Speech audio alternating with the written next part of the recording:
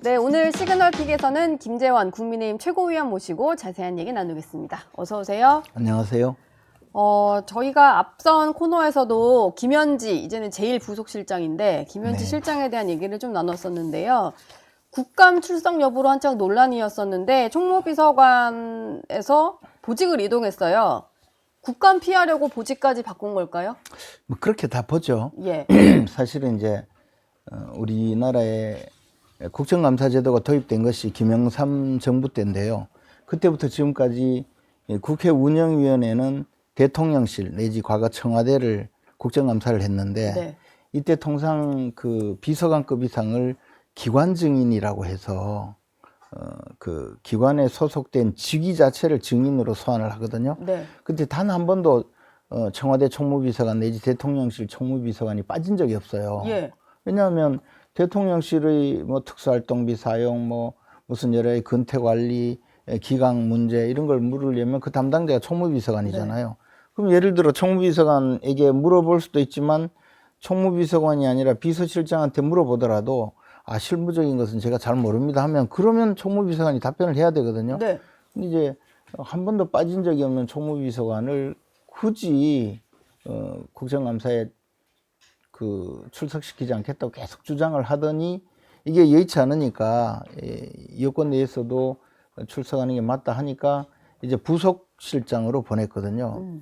제1부속실장이라는 것이 우리 통상적으로 이야기하면 이제 어느 기관장이나 단체장이 있으면 그 문 앞에서 모든 일을 전담하는 그런 문고리 권력이요. 문고리 비서관이죠. 문고리 비서관. 그분이 들어가라면 들어가고 들어가지 못하게 하면 안 들어가고 네. 또는 누구를 오라고 하고 기분 좋을 때 오라 하면 또 좋은 일이 있고 기분이 안 좋을 때 오라 해서 혼나게 만든다든지 뭐 할 수도 있는 네. 그런 정도의 뭐 우리 사극을 보면 대전상궁 있잖아요. 예. 또 대전내관 뭐 그런 수준. 거군요. 그런 가장 역할을 지근거리에서 보좌하면서 대통령의 어떤 현재 심기나 상태를 가장 잘 알 수 있는 사람.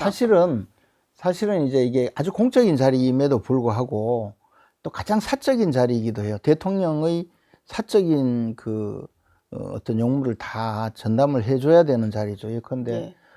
뭐 예를 들어 약을 먹는다든지 또는 배가 고프니까 뭐 빵 좀 가져와라 이런 이야기도 할 수 있는 네. 그런 정도의 자리이기 때문에 이 부속실장은 자리를 비울 수가 없죠. 네. 대통령이 있는 한. 그러니까 국정감사장에 통상적으로 부속실장은 제1부속실장은 오지 않았어요. 그래서 국정감사에 빠질 수 있는 자리로 급히 보낸 거죠. 급히 보냈다. 네. 그러면 여기서 저희가 궁금한 것은 왜 이렇게까지 국감에 김현지 실장은 가면 안 되는 건지.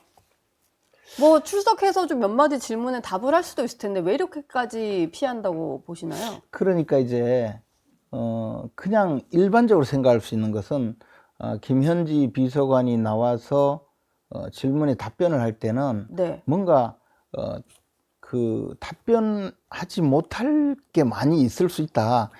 첫째 그렇게 생각할 수 있죠. 궁지에 몰릴 수 있다. 그런데 네. 이 사람이 생방송으로 진행되는 국회 운영위원회에서 답변을 하다가는 뭔가 책 잡힐 수 있다. 이렇게 생각할 수 있잖아요. 그래서 안 나오게 할 수도 있다고 봐요. 근데 예. 저는 그것은 아니라고 봐요. 왜냐하면 이런 분들이 다 나름대로 훈련을 받았고 더 나가서 주군인 이재명 대통령과는 성남시장부터 또는 그 이전부터의 인연이 아마 있을 수도 있잖아요. 네. 그렇기 때문에 이분이 뭐 철벽 방어를 할 거기 때문에 저는 그런 것을 두려워한 것은 아니라고 봐요. 오히려 운영위원회 국정감사를 하면 대통령 비서실장 그리고 뭐 경호실부터 시작해서 대통령의 보좌 인력들이 모두 나오게 되는데 네. 그 사람들이 다 노출되잖아요. 그런데 저는 김현지만은 그 사람들과는 격이 좀 다르다. 국회 불려가서 뭐 질문하는데 예 하고 뭐 답변하고 죄송합니다 해야 되고 어떤 경우에는 추궁을 당하고 네. 이런 자리에는 보내기 싫은 아. 좀 더 격이 다른 무슨 예. 존엄한 격이 있다 이런 생각이 들어요. 아. 그러니까 가만히 생각해 보면 우리 한남동 관저에는 대통령께서 퇴근을 하시면 네. 대통령 영부인이 모든 역할을 할 거 아닙니까? 거기도 네. 제2부속실이 있지만 그러니까 거기는 해경군 김 씨가 계시고 네. 집무실 용산 집무실로 오면 제1부속실장 해경궁 현지가 있는 것 아닌가. 해경궁 현지. 김현지 비서관. 예.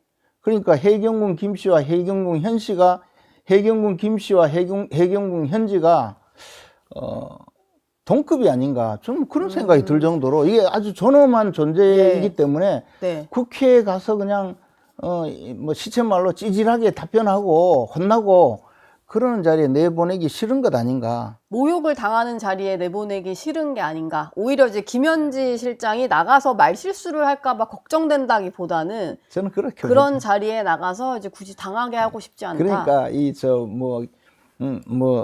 예. 그 부속실장이라고 하지만 절대 존엄이니 만사현통이니 뭐 별 이야기 다 있잖아요. 예. 그런 이야기가 나올 정도인데 그것을 상징적으로 보여주는 것은 국회 가서 야당 의원들한테 혼나고 뭐 소리 지르고 이러면 네. 거기에 내보내고 싶은 정도의 격이 아니다. 그러니까 대통령실 내에서 국정감사에 가지 않아도 되는 제1부속실장으로 보낸 것 아닌가. 또 예. 그 다음 인사를 보면 더 웃겨요. 네. 제1부속실장은 어디로 보냈냐면 대변인으로 보냈잖아요. 그 대변인 2명이 됐잖아요. 그 대통령실 내지 청와대는 대변인이 1명이 원칙이에요. 왜냐하면 대통령은 말을 뭐 스테레오로 이 말 다르고 이 말 다르게 하면 안 되거든요. 박근혜 정부 초기에 그 2분 있었잖아요. 그러다 금방 교체를 했잖아요. 그래서 역대 대통령실의 대변인을 2명으로 만든 그런 사례도 별로 없는 데다가 네. 이건 오로지 해경궁 현지 자리를 만들어주기 위해서 이 사람 튕겨나간 것 뿐이거든요. 그리고 자리를 또 만들다 보니까 네. 이렇게 연쇄 이동을 할 수밖에 없는 상황이다. 지금 그러다 보니까 또 제2부속실장은 비어 있어요. 그렇죠. 네. 그 총무비서관 자리를 빨리 채워야 되니까. 예. 그러니까 이번에 총무비서관 자리로 간 분이 제2부속비서관인데 제2부속실장인데 이분이 이제 총무비서관 자리를 갔잖아요. 네. 이분은 이제 실세가 아닌 거야 보면 자리를 메꾸러 갔으니까. 국감용으로 네. 가게 된 네. 김재원 최고께서는 정권이 스스로 몰락해가는 징후를 만들고 있는 거다. 이렇게 또 분석을 하셨더라고요. 이게 어떤 몰락의 시초가 될 수 있다. 이렇게 보이시나 봐요. 이게 그 대통령이 지금 뭔가 자꾸 비밀이 생기고 국민들에게 숨겨야 될 일이 생기고 네. 또는 뭔가 그 석연치 않은 구석들이 자꾸 생기면 그로 인해서 많은 문제가 생기거든요. 예. 저는 이미 시작되고 있다고 보여집니다. 굳이 이럴 필요 없는데 예. 그 뭔가 꼭 궁중 그 사극을 보는 느낌이 들고 네. 제가 자꾸 해경궁 김씨, 해경궁 김씨, 해경궁 현지 이런 이야기를 하게 만드는 네. 이재명 정부의 그 여러 가지 조치가 스스로 시간이 지나고 나면 그때 이 일에서 시작되었구나라는 그런 생각이 들지 모릅니다. 흔히 나비 효과라고 해서 예. 정권이 몰락할 때는 처음에는 너무나 사소한 일에서 시작하거든요.